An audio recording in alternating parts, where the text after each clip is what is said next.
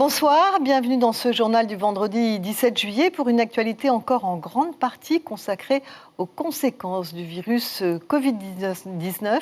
Voici les titres que nous allons développer tout de suite. Ça patine un peu pour les masques. Hier, menace de 89 000 francs d'amende en cas d'oubli. Aujourd'hui, liberté est laissée à chacun d'estimer le danger. Pas de Tahiti Surf Pro cette année à Teahupo, c'est confirmé. Mais les gens de la presqu'île s'étaient habitués à l'idée, ils feront 100.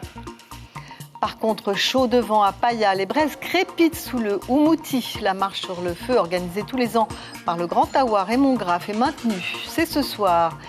Et nous rejoindrons en milieu de journal notre confrère David Chang. Il est sur place pour nous parler de l'ambiance en ces temps de Covid. Les candidats sont-ils nombreux? Sont-ils masqués? Réponse dans un instant. Et puis, pour terminer, focus sur un camp de vacances sportif et instructif. Il est organisé par la ville de Papeete et permet aux jeunes qui sont accueillis de s'initier au paddle, à la pirogue, mais aussi aux loisirs verts. Écoutez bien cette phrase qui est censée définir les modalités du port du masque en Polynésie. L'arrêté, je cite, laisse le soin aux dirigeants des établissements la responsabilité de prendre les mesures sanitaires adaptées à l'exercice de leur activité. Ce qui signifie, en clair, faites comme bon vous semble. Alors masque ou pas masque, le gouvernement a finalement décidé de le recommander sans le rendre obligatoire. Concrètement, ça change quoi? Eh bien, il n'y a plus d'amende. On vous conseille juste de le porter dans les lieux publics et dans les commerces. Il peut être exigé ou mis à disposition ou rien du tout. À chacun de prendre ses responsabilités, de faire comme il l'entend. Mais à ce jeu, plus personne ne sait comment il faut relancer l'activité tout en faisant respecter les gestes barrières. Les explications de Jules Bourgard et Patita Savea. Les usagers de la Poste le savent, pas de protection, pas d'entrée. Le masque, c'est oppressant, mais réconfortant, coûteux, mais nécessaire et pas toujours esthétique en plein milieu du visage. Avec le scénario de ces derniers jours, on a dit tout et son contraire au sujet de cet outil barrière. Face à l'absence de texte clair quant à son utilisation, les commerçants et les restaurateurs ne savent pas sur quel pied danser. Un client rentre dans le magasin qui n'a pas de masque. Qu'est-ce que vous faites? Je lui demande de ressortir et de mettre son masque. Ou d'aller en chercher un et de revenir. Et le patron a dit de mettre les masques et de mettre mes affiches. On ne l'oblige pas que, comme vous le voyez, ce n'est pas inscrit sur les vitres, on n'a pas le logo masque obligatoire. C'est suivant les clients qui viennent avec les masques, même s'ils ne viennent pas avec les masques, on ne va pas les refuser. Alors un conseil lors de son shopping, avoir un masque à portée de main pour éviter une mauvaise surprise à l'entrée d'un magasin. Qu'il soit en tissu ou chirurgical, les règles sont les mêmes. Mais à l'image du rétropédalage gouvernemental, les avis des passants divergent. Autant mieux porter le masque que d'avoir le microbe du Covid en soi et contaminer notre famille, quoi. Autant mieux les protéger et se protéger soi-même. Le truc, c'est le président, il doit donner les masques gratuits. Parce que c'est eux qui ont fait venir les gens de dehors. Et il nous dit portez le masque, sinon amende. La plupart ne sont pas les moyens d'acheter des masques. La liberté est laissée à tous, mais les professionnels réfléchissent et s'organisent. Les 300 commerçants de Papeete ont reçu une communication de leur association. L'objectif, trouver un moyen de respecter les gestes barrières tout en relançant l'économie. Je pense que si tout le monde respectait, on éviterait d'être contaminé. Donc c'est pour cela que nous encourageons nos membres à Papeete Centre-Ville à porter, à respecter ces contraintes-là. Je suggère à chaque commerçant, si un client rentre, de lui demander de porter un masque. S'il n'en a pas, de lui offrir un masque ou de lui faire payer un masque. Voilà, le masque, c'est le flou artistique et difficile de trouver une cohérence. Le porter ou non repose sur la responsabilité personnelle de chacun. Mais comme d'autres, moi, j'ai décidé de le porter. Voilà, c'est bien Jules. Et puis le texte officiel concernant toutes ces mesures sera publié prochainement au journal officiel. Et l'on apprend aussi que le gouvernement attend toujours les 4 millions de masques commandés en Chine. Il n'y aura pas de Tahiti Surf Pro à Teahupo cette année. C'est encore une mauvaise nouvelle, une de plus. Conséquence directe de l'épidémie qui prive les premiers concernés d'une épreuve incontournable, qui confisque aussi aux habitants de la presqu'île une manne bienvenue chaque année. Les retombées économiques sont chiffrées, 72 millions pour 2 semaines de compétition, selon l'ancien maire Gérard Parquet. Regardez ce sujet de Ismaël Tayata et Hubert Liao. À Teahupo, le roi du temps, c'est lui. Mais Didier est surtout connu pour héberger depuis quelques années les surfeurs de la délégation brésilienne. Italo Ferreira et Gabriel Medina ne jurent que par son sashimi. Cette année, pas de compétition, pas de Brésiliens. J'ai peur pour ces maladies. J'évite un peu de prendre les gens depuis. J'évite. Ceux de l'étranger surtout. Étrangers, pas les locaux, les étrangers. Je ne veux plus le prendre. Il y a beaucoup qui m'appellent. Hey, non, stop. Au mieux.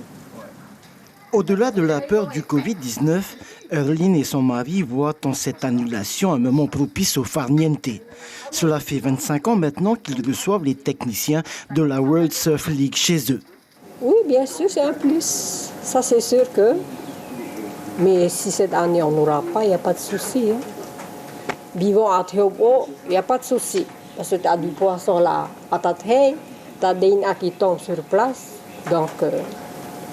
pas de souci. C'est un relâchement pour cette année, un repos. Moi, j'aime bien le calme et puis ça me dérange pas du tout qu'on a annulé la compétition cette année-là, pas du tout. Même si ça vous fait des sous en moins? Non, pas du tout. Alors là, faut pas aussi courir, ça m'a pris l'argent. Hein. 1500 âmes vivent à Teahupo'o. En période de compétition, ce chiffre double. Autant vous dire qu'il y a du monde partout. Pour Cindy, prestataire d'excursions en bateau, c'est une période fructueuse. Heureusement pour elle, les clients, il y en a tout au long de l'année. C'est un manque à gagner pour tous les acteurs économiques de la commune. Je pense surtout à ceux qui pensaient à la restauration, parce que là, c'est vraiment 10 jours de travail. On pense aussi aux pensions de famille qui ont entre 14 et voire plus de nuitées par rapport à cet événement. Mais après, je me dis, c'est bien, ça va poser un petit peu la commune, on va pouvoir respirer un petit peu et on va rendre le spot de surf aux locaux. Des locaux qui se réjouissent de cette annulation. En août, il y a beaucoup de surfeurs qui descendent de l'étranger pour faire la compète et souvent il y a de très bonnes vagues, du coup on est beaucoup au spot. Et le fait qu'il n'y ait pas la compète, je pense qu'il y aura beaucoup moins de personnes à l'eau. Du coup, ça va être top pour nous les locaux pour pouvoir surfer tranquillement. Mais voilà, peut-être cette année, une petite pause, ça fait pas de mal, mais j'espère qu'il y aura la compète l'année prochaine. Justement, la prochaine étape du championnat du monde WSL est prévue en août 2021.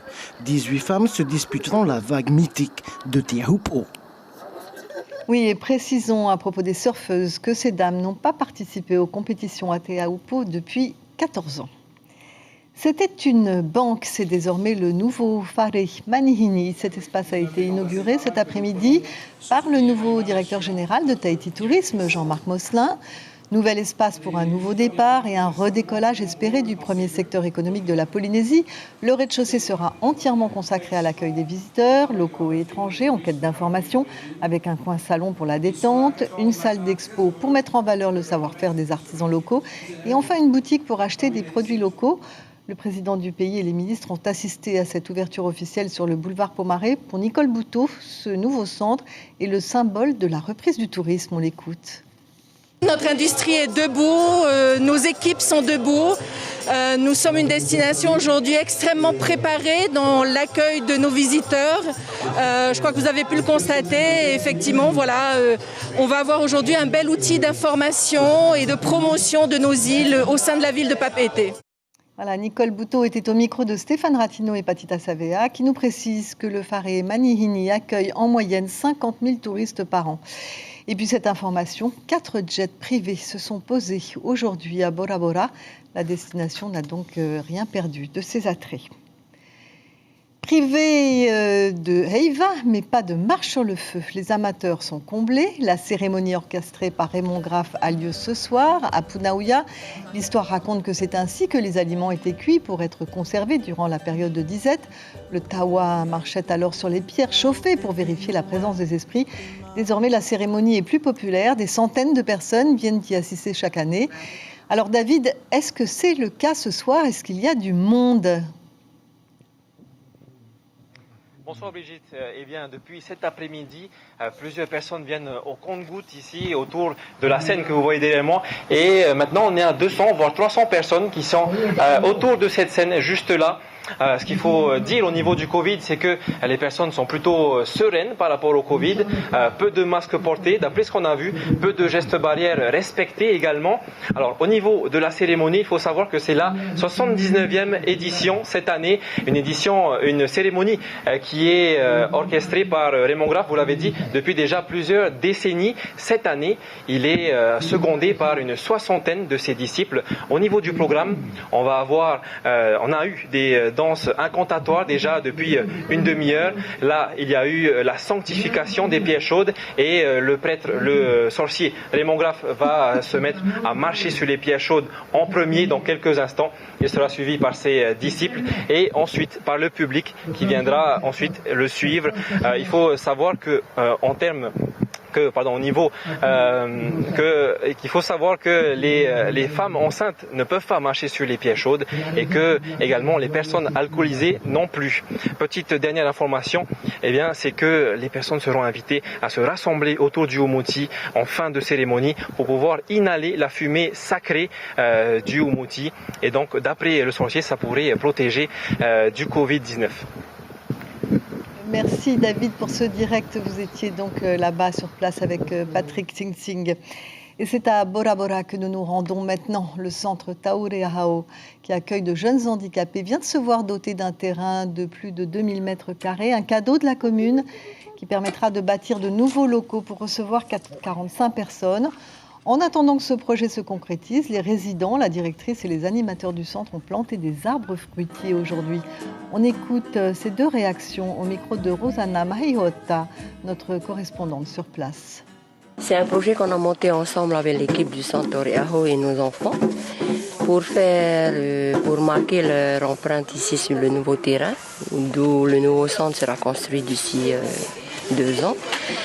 Pour planter des arbres fruitiers, des fleurs et tout ça, qu'ils ont mis en pot depuis 6 mois. Moi et tous mes camarades, nous sommes venus ici pour planter des arbres fruitiers, pour marquer notre passage pour le nouveau centre, le nouveau terrain. À Raiatea, aux îles sous le vent, pareil, ils n'ont pas passé d'épreuve, mais c'était tout comme 13 sapeurs-pompiers de Tapu Tapu Atea, Maupiti et Bora Bora ont effectué des sessions d'exercice incendie dans un milieu clos. Ils avaient 20 minutes pour analyser la situation et éteindre le feu. L'objectif, ne pas vider inutilement la cuve du camion en un rien de temps. Un apprentissage très utile, comme l'explique le chef du centre de secours de Tapu Tapu Atea, au micro de Julien Vesco. Ils ont au moins vu, senti et ressenti des choses qu'on ne peut pas faire passer sur des vidéos ou sur des cours théoriques. Les cours théoriques sont très importants, c'est la base pour construire le pompier de demain, mais la pratique, c'est ce qu'il y a de plus important. Et de voir et de ressentir les choses. Donc moi, je suis prêt à ouvrir le caisson à tout le monde. Les vacances, c'est pour tout le monde aussi, à condition de savoir occuper les enfants et les jeunes adolescents des quartiers difficiles de Papeete. Et le centre de loisirs de la ville, en partenariat avec l'association API, Agir pour l'insertion, organise tout un tas d'activités. En juillet, elles sont essentiellement sportives et leur permettent de se dépenser. Quelques activités ludiques aussi pour embellir le quotidien. Le reportage de David Chang. Difficile de tenir debout, surtout quand c'est seulement la 2e séance. Pourtant, en théorie, c'était plutôt facile. Il faut d'abord qu'on mesure la rame à notre hauteur. Et après, on va retourner le paddle et le mettre dans l'eau. Certains ont plus de facilité. Et au début, c'est dur de se lever parce qu'après, tu vas tomber, mais sinon, c'est bien. Ils sont une soixantaine dans le centre. 29 profitent aujourd'hui de cette séance de sport, du stand-up paddle, mais surtout du Va'a, le sport roi en Polynésie, et celui qui plaît le plus aux jeunes. Ils ont commencé à un niveau 0, sur des enfants, vous savez, sur des enfants des quartiers.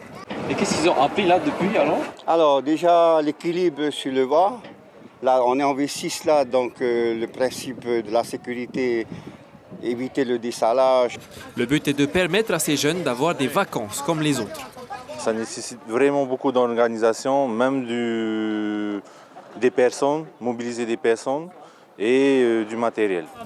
Les 30 autres plus jeunes apprennent à planter oignons verts ou salades, des connaissances qui pourront leur être utiles une fois de retour chez eux. C'est quoi le but là, de cet atelier ici? Alors l'atelier potager, c'est que les enfants partent au bout de 4 semaines avec une jardinière remplie d'aromatiques, ce qui va pousser en 3 à 4 semaines. Donc c'est d'abord le contact, il faut que ce soit tactile. Tu as vu, on fait tamiser le compost, on fait toucher le sable. Il faut qu'ils fassent tout avec les mains. Grâce au centre de vacances, ces enfants s'amusent et apprennent presque tous les jours de la semaine.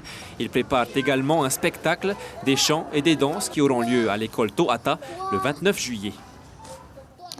Voilà pour les infos ce soir, la principale étant cette annulation prévisible, mais ce soir confirmée de la Tahiti Surf Pro. Je vous rappelle que le Umuti se tient en ce moment au PK19 à Punauia, c'est donc ce soir, il fait un peu meilleur. Je vous rappelle que si vous êtes alcoolisé, si vous êtes enceinte ou si vous êtes réglé, ce n'est pas la peine de vous y rendre. Voilà, je vous souhaite une excellente soirée. Tita Wadum et Abinera Temata Otoa seront au Matinal Radio ce week-end. Belinda Tumatariri et moi-même aurons le plaisir de vous retrouver pour les éditions télé. La suite du programme sur Polynésie la première est consacrée à une rétro du EIVA 2019. À demain.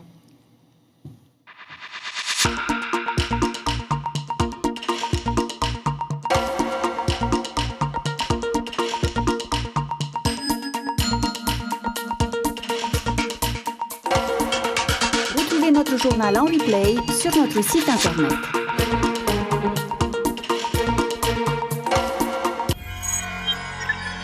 Retrouvez ce programme en replay sur notre site internet